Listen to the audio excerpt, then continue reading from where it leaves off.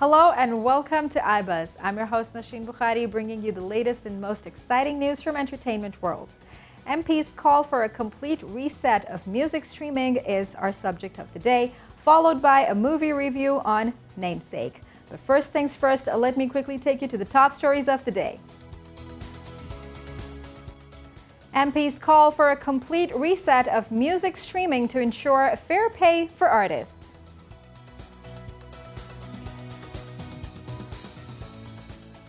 Foo Fighters postponed concert after confirmed COVID-19 case.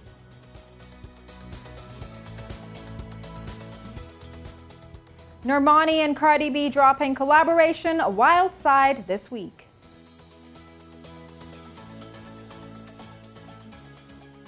Britney Spears wants to press charges against father over conservatorship abuse.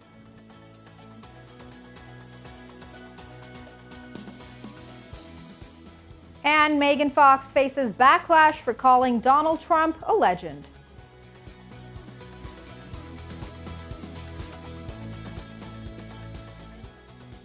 And now moving to the top story of the day.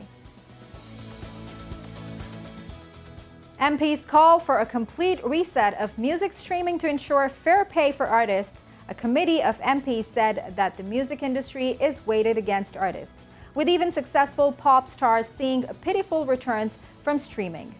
To discuss this further, we have Mike Swaine, a radio podcast producer. Mike, welcome to the show. Hello. So Mike, finally calling for a complete reset of the market, with musicians given a fair share of £736.5 million that UK record labels earn from streaming. What do you think of this? It's an interesting one. It's definitely a right move in the right way and a step in the right direction. The thing is that this is just a proposal from the government at the moment. The government have, I think it's 2 weeks to come up with a strategy and an idea to actually implement this. But on the whole, whilst it's an amazing idea, I somehow doubt it'll actually come through. Right. And it is said that the royalties should be split 50-50 instead of the current rate, where artists receive about 16%. Do you think that streaming companies will agree to that? So it's not so much the streaming companies that need to agree to that. So at the moment, as you're right, it's around about 16% that goes through to the actual artist. 50 to 55% really should be going through to the actual artist itself, but it's down to the record labels rather than the streaming companies. So when a royalty is paid, it gets paid to the record label, and then because of the contracts that they have, it will then be split down to the artist. So the artist can get anywhere from, depending on how their contract is. So for example, someone like the Rolling Stones, their contracts will say, well, it won't have digital in them because they are that old, and they not the Stones themselves, but the contracts are that old. So therefore they haven't got any provisions written in about digital and about streaming. So you've got, whereas newer artists know about streaming and therefore have got a provision in there for it. So that's really the issue here, is that it's not, the streaming companies will always take their share because that's what they do. So when a subscriber pays the streamer, then they will take somewhere around about 30 to 35% is theirs, and then the rest is divvied up between the record labels and performing rights societies. So it's really down to the record labels to kind of change the model and change how they work. Right. And Mike, can we talk about a little history here, how streaming companies took over music industry over the years? Yeah, so streaming services have been around for a while, and obviously it's once upon a time we were all buying vinyls, and then we moved on to CDs, and we moved on to cassettes, and then somewhere along the lines there were mini discs that never worked. And then iTunes came along and created a store called iTunes, which I'm pretty sure you and your audience are aware of. And then beyond that, then there was people like Spotify came along and thought they would look into kind of more of the streaming world. So between all that, you had illegal services like Napster, which were where you would be able to download MP3s from their servers. They obviously got into a lot of hot water. So these legal services like Spotify and Apple Music and Deezer and Tidal came along, and they are the dominating force in the market anymore. Even though people keep saying that vinyl is coming back. I somehow doubt it. Right. Mike, there is also a speculation about streaming giants stepping back as a protest, because 50-50 share seems like a challenge to most of these companies, because they also have to, generate these revenues in order to run the artists and run their company expenses and whatnot. So do you think that this is also a possibility for the companies to, protest against the decision and step back from the services that they are offering to the artists? They can step back and they can protest like that if they wanted to. The actual fact that companies like Apple is misleading because we don't know their figures behind kind of Apple Music, but Spotify, up until very recently, not 100% sure on this, but they have been making a loss for a significant period of time. I think very recently they started turning a profit, but they are one of these companies that the record labels will never let die, because they are such a big player in that world. So Spotify can turn around and go, yeah, we're not going to do any of the artist services, and we're not going to do any more playlists, and we're not going to help promote your music. In actual reality, they won't do that. It's a bit of a, because they'll lose their reputation, and then their audience will go somewhere else. So it's people like Spotify is probably the market leader, followed by Apple Music. Apple Music, they're very artist focused, but then they've got Apple, the company, the iPhone company, and the computer company to back them up. So that part of the business could be loss making. We don't know, but Spotify, I think they've only just turned a profit. So therefore, they're still very much in the pocket of the record labels, so they won't let it die. Right. And the hearings were full of test exchanges. Some witnesses said that they were scared to speak out for fear of reprisals, and the head of one record label was described as living in cloud cuckoo land after he claimed artists were happy with the music streaming model. Now, do you think that this is kind of alarming for the artists and MP's recommendations as well? For the artists, I can see that where they're coming from, because the record labels hold a lot of power. So if you launch a single and your single doesn't do well, then you won't be allowed to do single 2, 3, and 4, and you won't be allowed to do your album. You hear that story all the time. So I can completely understand that, them coming forward, being scared. Larger artists, on the other hand, they've got less to lose, so that's probably why some of these bigger artists came along and spoke to MPs and went into the Houses of Parliament and face to face to talk about these things. But they've got nothing. They've got less to lose. They can go set up their own record labels, and they've already got a reputation. Smaller artists, yes, you are scared of the bigger labels. Regarding kind of MPs and them being scared of record labels, they should be standing up for the smaller people. That's what we have MPs for. So they should be talking. They should be kind of standing up for them, and they should be going, well, these record labels have got too much power. And actually, a part of that document that was released, it's 118 pages long. I've not read it. It's a bit of a page turner over here, but but there's something in there around the Competition Commission as well, saying that 3 record labels hold too much power. So you've got Sony, you've got Warner's, and you've got Universal, and they all hold too much power over the music industry, and they want to see that kind of leveled a little bit, with kind of indies having more of a say and more of an impact in what happens. Right. And over the years, these streaming companies have been empowering artists, but now the vision has been changed, and there is an opinion which is surfacing that streaming businesses, they are becoming a threat for the future of music. Now, how much is that true in your opinion? That's a very interesting one, because I think they are and they aren't. They are a threat to music in the fact that artists won't be paid as much, because the royalty rate is the current royalty rate is so low. In actual fact, that they aren't a threat, because if anyone who has a subscription to these services almost use these services on a regular basis. So I use mine, I know I'm a music head, but I use mine every day. and I'm using it to discover new artists and new music and that kind of thing. And you've got certain people who will do that. Obviously, you've got other people who will just be listening to the top 40 all the time through their subscription services, but still, they're going to be listening to music and they're going to be racking up those plays for those artists. Right. So in some ways, yes, I think for artists, yeah, you've got a little bit of an issue there because you're not going to be paid as much. But for general punters like myself and you and anyone else who has a subscription service, one of my friends say, today is the best day of music. Not only because you've got all the music that has come out today and yesterday and the day before that, you've got all the back catalogue going back kind of many years. So for people like us, today is the best day of music, and streaming services really help that. For artists, maybe that might be a little bit more of an issue. And Mike, representatives from the streaming company suggested that they were open-minded about changing the royalty system, but noted that 70% of their income already goes to labels, publishers, and artists. Now, how do you think that it will be practical with the MP's demand from streaming companies? So there is always going to be that split, I think. I think, if you're going to run a company, you're always going to be taking that kind of, let's call it a royalty, that split even.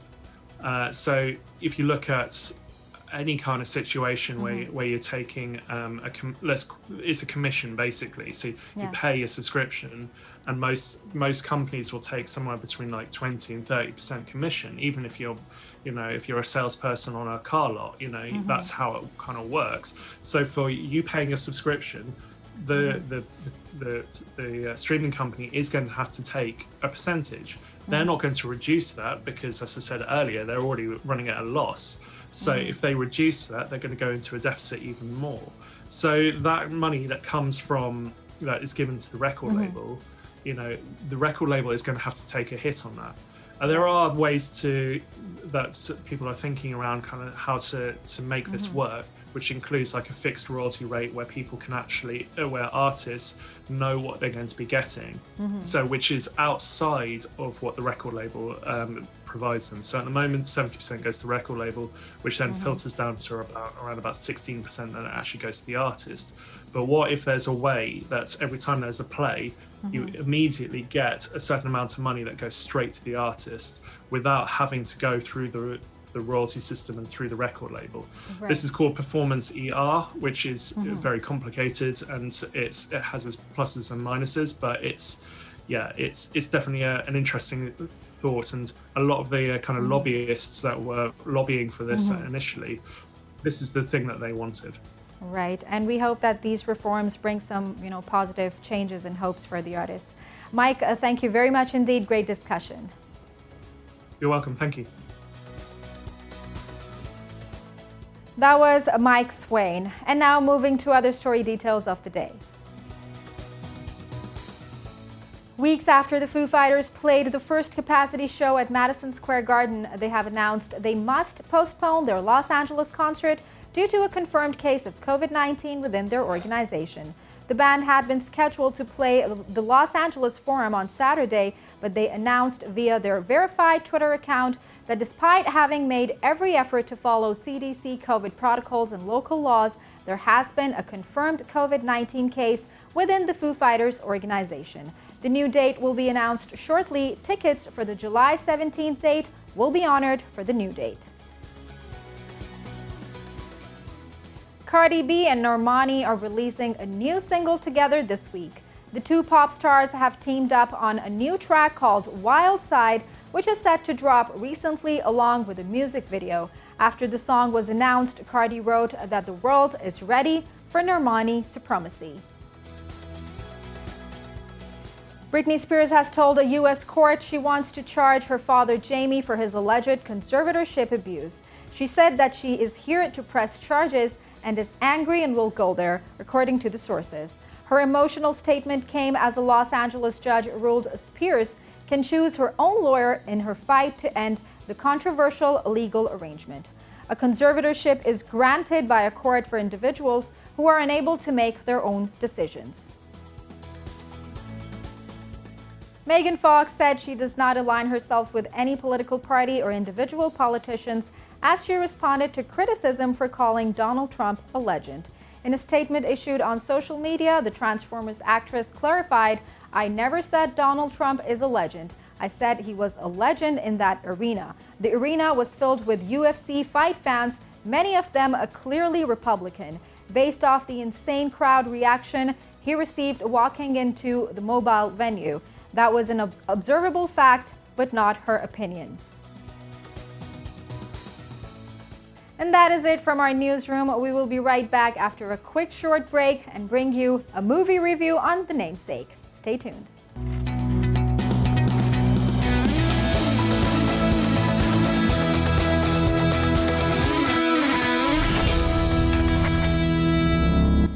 Welcome back. Today we will be reviewing the movie Namesake. Ashima and Ashok, immigrant Bengali parents, try to adjust to life in America while their son tries to find his identity and choose between the two worlds. To review the movie, we have film critic Mohar Basu with us. Mohar, welcome to the show. Thank you, Nosheen. I'm really excited for reviewing this movie because back in those days, we were not very much, you can say, used to watching this sort of genre. It's completely different. It gives a very different perspective of a family and, a family adjusting in the United States. Absolutely. And this is one of those very few books that were adapted into a movie. Mm-hmm. And you can't choose which is better. That's such a rare thing because, Yes. usually people are like, books are much better than the movies that are made on them. Mm-hmm. But Namesake is one of those rare films in which you just can't decide which one's better. True. And Yes, Mohar, how well do you think the complexity of being raised in the United States, belonging to a different cultural background, was presented in this movie? I think it was actually done very well because Gogol's character, which is played by Kalpan in the film, I have family, I'm Bengali myself, I have family in the US, and I know they exactly behave like Gogol. Like they are people without a homeland. They don't exactly fit in America, they don't exactly fit in with us. They're somewhere in middle trying to find themselves, find their roots. So I think that complexity was very beautifully done in the film as well as in the book. When you read the book, you realize that, Gogol's very nicely nuanced. Yes. He is a guy in search of his identity and his own, which he finds by the end of the film. Right. And the entire movie, it shows the realization. There is no war going on between the parents and the kids. There is no imposition of the rules on the child. It's just that the child himself discovers his identity crisis, which he's going through. And from the start, the legendary Irfan Khan plays one of the most memorable roles that we've ever seen as Ashok Ganguly. We get a sense of adventure that awaits him before he moves to America. Absolutely. I think...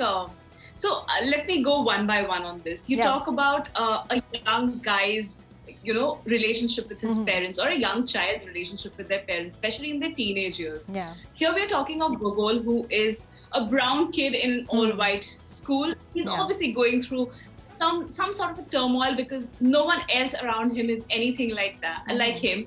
His parents are very different from other kids' parents, so he sees the stark difference between the families of his neighborhood and his own family. Coupled with that, teenagers are also those time when, we are not exactly the closest to our parents. We are actually close to our friends. Yeah. And we kind of emotionally distance ourselves from them, not knowing, not being selfish, not knowing, but this is our time of finding who we are. And it's only in our late 20s and early 30s do we come back home and see that, hey, these are the people who are going to be my own no matter where I go in the world. So these are realizations that are very beautifully encapsulated in the film and its narrative. Yes. Now coming to Irfan sir. So Irfan sir, of course, I don't think he needs a validation from any of us. He's one of the best artists we have ever seen in all times. And a very interesting anecdote which I read in one of his obits. I think Meera and I wrote an obit for him. And she spoke about how Irfan sir, while for the shooting of this film, was the first time that he went to the US. So his perspective of America is very intertwined with Ashok Ganguly's perspective of America. So it's very natural in that sense. as for playing the ethnicity correctly, like the Bengali-ness of the character, I think he prepared with Jhumpa Lahiri's father, who's the writer of the book. Yes. He kind of spent a lot of time with them at Queens, which is Jhumpa Lahiri's home, and that's how he kind of got into the groove of the character. And rest of it, he's just masterfully himself. Absolutely. And coming to Taboo's character, the way her character developed in the entire movie is amazing. I mean, Taboo in herself is an institution. Again, no second opinion about her skills, but the way she developed her entire character in the movie was amazing. What are your thoughts on that? That's actually one of the films where, except Maqbool, which is another film where these two actually come together, you realize that chemistry has so much to do with on-screen presence. Like, chemistry makes the story soar. Like, there's a very beautiful scene where they both are looking at train stations on a map, and she says, "What if I get lost?" And he says, "Do you think I'm gonna let you get lost?" It's just so beautifully romantic and tender, their relationship in the film. Absolutely. And I think it's only actors of Irfan Saab and Taboo's caliber who can pull off roles like that. They are so deeply complicated. Like, also these characters kind of go through an entire age graph. Like, they go from their 20s to their 30s to the 40s to pretty late 50s. So you kind of realize that these are the kind of actors who can pull off a film like that, which has so much volume and vastness in its narrative itself. Absolutely. And Kal Penn, who plays the rebellious Gogol, Nikhil, Nick, and whatnot, who feels frustrated with why he is different. What do you think of his character? I think Gogol's identity crisis is something. I think that was one of the first films about Indian immigrants in the US and the complexities of their existence. And I think Kal Penn brought in a very authentic experience. I think he kind of cited his own life and his own experiences and brought that into his performance. So it's very on point. And even Kal Penn's character kind of goes through like a teenage and a younger lot, and then he grows up into a man who comes of his own, gets married, marriage doesn't work, etc. So I think Kal Penn's performance is also very authentic in that sense. And also, I think we need to give due credit to the screenplay writers over here, Sunita Arpurwala, Meera Nair, Jhumpa Lahiri, who kind of have, I think Gogol's character goes beyond what it's there in the book. I think it kind of, and I think Kal Penn is able to flesh it out with his performance. So I would like to give full credit to the writers and the director and the actor over here. I think it was a joint vision that beautifully comes on screen. Like today, when we see something like a Never Have I Ever that dropped on Netflix yesterday, we talk about Desi identity in the United States. They did it back in the day. We're talking about 2004-05. That's when this film released, and they kind of got it on point, and it's still relevant today. Absolutely, and the message this movie gives to exclusively the immigrant families who go from Asia to such countries is that leave it to your kids to discover. I mean, the training that you give to your children, that is important, but then again, do not try to school them every time and leave it to their choice to discover.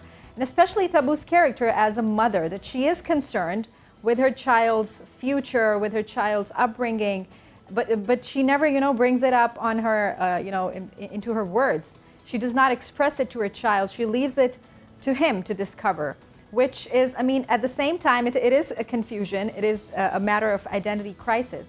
But at the same time, the message that is given is very strong for the families living abroad that, hey, let it be, the job of your child to discover, and do not, overpressure yourself. Absolutely. Nosheen, I think you and I would agree. A lot of families who immigrate to the United States or to any part of the world carry a bit of their culture with them. And I think they constantly take the pressure of ensuring that their kids grow up with the same value system and ethos and culture that they grew up with. But what they don't realize is that the kid is growing up in a different environment, in a different country altogether, where he or she is going to come across a lot of other people. So I think this is the genesis of the diversity conversation that has been there in the mainstream media for a while. And I think that's what the film does, that it says to Indian parents that, hey, calm down, it's okay. your child gonna just turn out fine. Don't feel the pressure of imposing your culture on them. They're gonna eventually one day wake up and want to discover where they come from. Give them that space. Right, and another point that the story talks about is the epic affiliation of Asian parents with their own homeland, where Taboo returns, after her husband's death, and she does not want to leave that country anymore, and she wants to continue the legacy of her husband staying in her own country, which was, of course, heartbreaking, but at the same time, it tells that no matter where you go, you stay in touch with your roots, and you're inseparable from your homeland. Absolutely. I think it kind of goes back to the basic core of the films and the book's thought that I think home cannot be captured in bricks and mortar and a house in that sense. Home is a feeling, and she kind of feels that homebound feeling with India and with Calcutta. She doesn't feel it with America in that sense, because she and Ashok lived there for like most part of their existence, but I think this is the place where she'd want to come back and find solace. Yes. And from production angle, what I found amazing was the vibe, and a typical Indian family vibe, which is, carried along throughout the movie, whether they're in America or they return back to their homeland on a vacation trip or whatnot. It is kind of difficult to maintain that sort of vibe, but you feel it there. Even if you do not belong to an Indian family, you feel the vibe, it's there, and you kind of learn a lot from Indian culture while watching this movie. Absolutely. I love that scene where they are back in Calcutta and then they go to the Taj Mahal, and I'm very intrigued with the way they've shown it. It's so true. There's an American gaze, but they also want to find out who these people are, because this is not the history that they study. They study a very different sort of history. So they're discovering Indian history through the Taj Mahal. And then, when they're in Calcutta, they're very basic things like, they discover how Bengalis live in old Calcutta, the kind of houses that they live in, the kind of food that they eat, basic nuances, which I think Meera and I brought very beautifully in the screenplay and in the film. And the most beautiful part about the movie is that Meera Nair doesn't tamper with the storyline and keeps it original. And you know that only when you have read the book already. Yeah, absolutely. Because she doesn't tamper, she kind of enhances it. Yes. And in this case, it actually works because she's enhanced to the point that the book was more about Ashok and Ashima.